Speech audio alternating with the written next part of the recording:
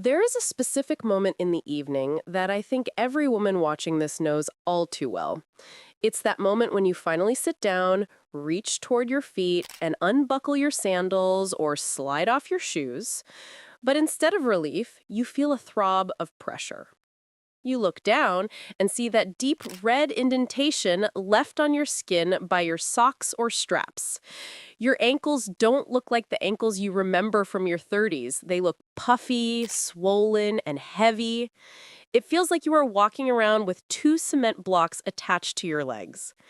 You might have been told this is just a normal part of aging, or maybe you've been prescribed a diuretic that keeps you running to the bathroom all day, leaving you exhausted and dehydrated.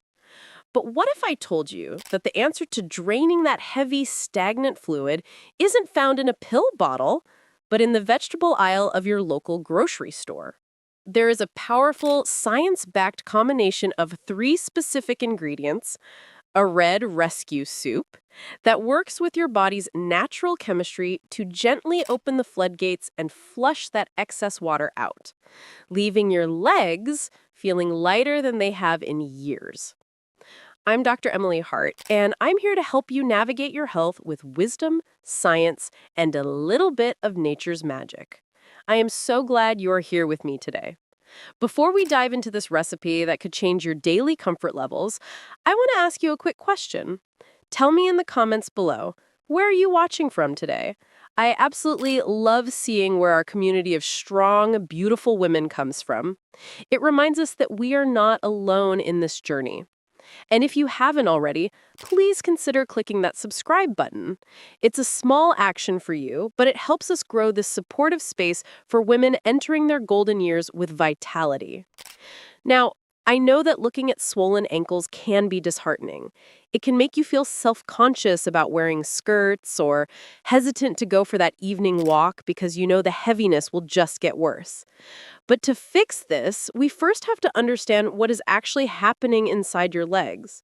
It is not that you are gaining weight, and it is certainly not that you are lazy. It is simply a matter of physics and biology. Think of the veins in your legs like a garden hose.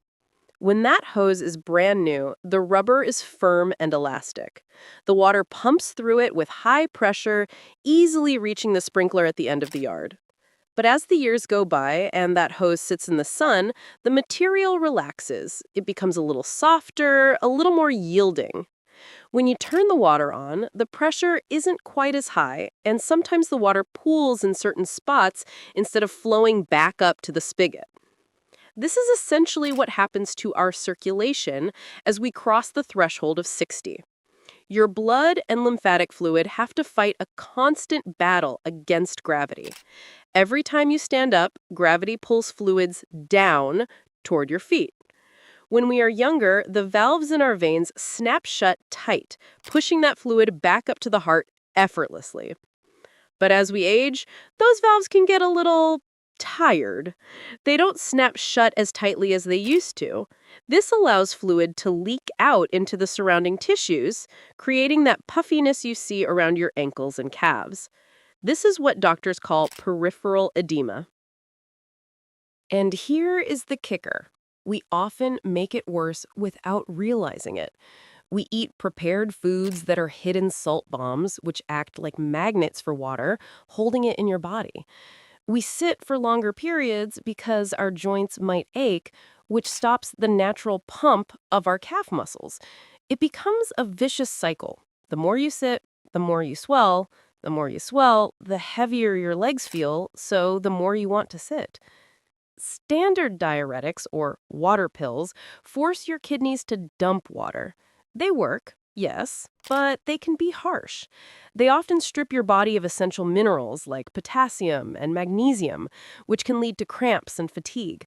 The last things you need when you are already feeling heavy. That is why we are looking for a solution that acts intelligently.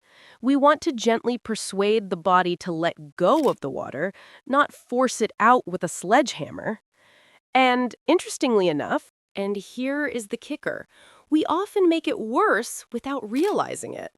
We eat prepared foods that are hidden salt bombs, which act like magnets for water, holding it in your body. We sit for longer periods because our joints might ache, which stops the natural pump of our calf muscles. It becomes a vicious cycle. The more you sit, the more you swell. The more you swell, the heavier your legs feel, so the more you want to sit.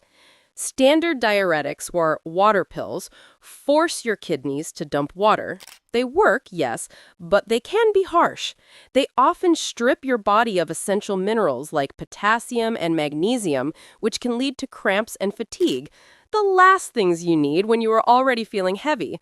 That is why we are looking for a solution that acts intelligently. We want to gently persuade the body to let go of the water, not force it out with a sledgehammer. And interestingly enough, the key to doing this starts with a vegetable that many of us have ignored since childhood, a crimson root that holds a secret chemical key to your blood vessels. This brings us to the star of our red rescue soup, the humble beetroot. Now, I know beets can be a polarizing vegetable. You either love that earthy sweetness, or you remember them being boiled to death by a school cafeteria cook. But I want you to look at beets with fresh eyes today, because the science behind them is nothing short of miraculous for the aging body. Beets are rich in a compound called nitrates. Now, don't confuse these with the bad nitrates found in processed deli meats. Plant nitrates are entirely different. When you consume beets, whether you roast them, juice them, or simmer them in a soup, your body converts these nitrates into a molecule called nitric oxide. Nitric oxide is a vasodilator. That is a fancy medical term, but I want you to visualize it like this. Imagine a busy highway with 3 lanes of traffic. At rush hour, everything is bumper to bumper, moving slowly. That is your blood and fluid trying to get back up your legs through constricted vessels. Nitric oxide essentially opens up a 4th and 5th lane on that highway. It relaxes the inner muscles of your blood vessels, causing them to widen. When your vessels widen, circulation improves immediately. The pressure drops, the blood can flow freely, and crucially, it creates the space needed for that trapped lymphatic fluid to move out of the tissues and back into circulation to be flushed away. It's like unkinking that garden hose we talked about earlier. Suddenly, the flow is restored. And the color, that deep ruby red color of beets comes from betalains, which are potent antioxidants that reduce inflammation. Often, swelling is accompanied by low-level inflammation in the tissues. Beets tackle both problems at once. They widen the road for fluid to leave, and they calm the angry, inflamed tissues that are holding on to the water.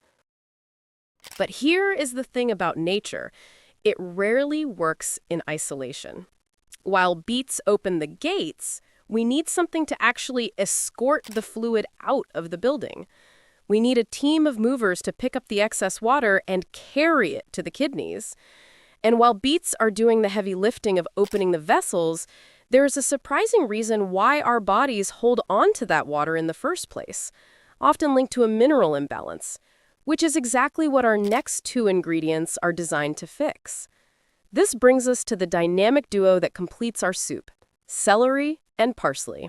You might think of celery as just crunchy water, something you eat when you are on a diet because it has negative calories. But celery is so much more than a dieter's trick. In the world of natural healing, celery is known as a sodium regulator. We often think that to lose water weight, we just need to drink less water or sweat more. But the body holds on to water usually because it is trying to dilute the sodium in your system. If you have too much salt, your body hoards water to keep the balance safe. Celery contains a unique balance of potassium and sodium salts that helps to neutralize the excess table salt we get from our diets. It signals to the kidneys that it is safe to let go of the water. It acts as a gentle, natural diuretic that doesn't deplete you. Now, before we get to the parsley, I want to share something that might surprise you. It's a little fact that often gets thousands of comments when I mention it in my seminars. Did you know that in ancient times, celery wasn't actually used as food? It was used exclusively as a medicine for nervousness and fluid retention. The Greeks and Romans grew it to treat hysteria and bloating long before anyone thought to put it in a salad. It was considered a powerful pharmaceutical herb. It's funny how we've turned such potent medicine into a garnish for buffalo wings, isn't it? Speaking of garnishes, let's talk about parsley. Please, I beg you, stop treating parsley like a decoration. Parsley is arguably the most important diuretic in this entire recipe. It stimulates the kidneys specifically. It creates a mild irritation, in a good way, in the kidney tissues that prompts them to filter urine more quickly. It is essentially pulling the flush handle. When you combine the beet, which opens the vessels, the celery, which balances the salts, and the parsley, which activates the kidneys, you create a synergistic effect. The beet unlocks the door, the celery gathers the unwanted guests, and the parsley shows them the exit. It is a complete drainage system for your legs. But as with any potent natural remedy, the way you prepare it matters. You cannot just throw these things in a pot and boil them for an hour until they're gray mush. If you do that, you destroy the delicate enzymes and the nitrates we need. So I am going to walk you through the red drainage soup protocol. This isn't just a recipe, it's a method. First, you want to take 2 medium-sized beets. Wash them well. You don't even need to peel them if they are organic, as the skin is rich in nutrients, but scrubbing them is essential. Chop them into small, bite-sized cubes. Next, take 4 stalks of celery, including the leaves. Do not throw the leaves away. The leaves of the celery plant have the highest concentration of minerals. Chop them up. Finally, you need a large bunch of fresh, flat-leaf parsley. Not dried. Dried herbs have lost their volatile oils. You need the fresh, green life force of the plant. Here is the secret to the cooking method. You are going to bring a pot of water to a boil first. Once it is boiling, add your beets. Turn the heat down immediately to a low simmer. Let the beets cook for about 15 minutes until they are just starting to get tender. Then, and only then, do you add the celery. Cook for another 5 minutes. Turn the heat off completely. This is the critical moment. Do not cook the parsley. Throw the chopped parsley into the hot soup after you have turned off the flame. Put the lid on the pot and let it sit for 10 minutes. This allows the parsley to steep like a tea, releasing its diuretic oils without destroying them with direct heat. You can blend this into a smooth puree if you have trouble chewing or digesting fibrous vegetables, or you can eat it as a chunky stew. Flavor it with a squeeze of fresh lemon juice, which adds vitamin C and helps absorption, and maybe a little ginger for circulation. But avoid adding table salt. That would defeat the entire purpose. Now, when should you eat this? This is a question of strategy. I recommend having the soup for lunch, not dinner. Why? Because it works fast. If you eat this huge bowl of diuretic soup at 7 p.m., you are going to be waking up 3 or 4 times in the night to use the bathroom. We want you to get a good night's sleep. If you eat it at lunch, the flushing effect happens throughout the afternoon and early evening. By the time you go to bed, your bladder is empty and your legs are already feeling lighter. However, even natural remedies have power, and power demands respect. There are some very specific safety precautions we need to discuss because I want you to heal, not harm, and there is one specific medical condition that requires you to skip the beets entirely, which we need to address before you head to the kitchen.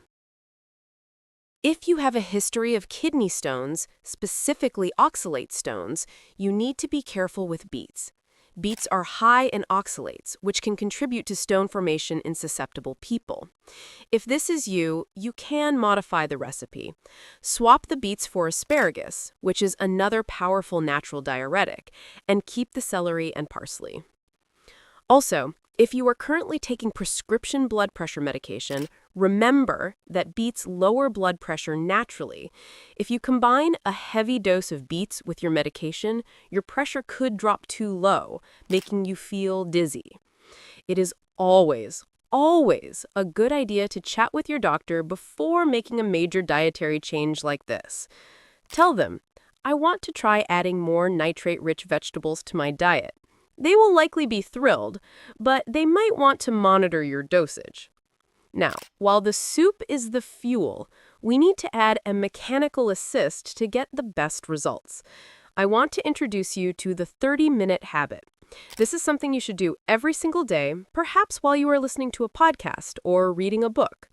After you have had your soup for lunch, later in the afternoon, maybe around 4 p.m. when gravity has done its worst damage, I want you to lie down. But not just lie down.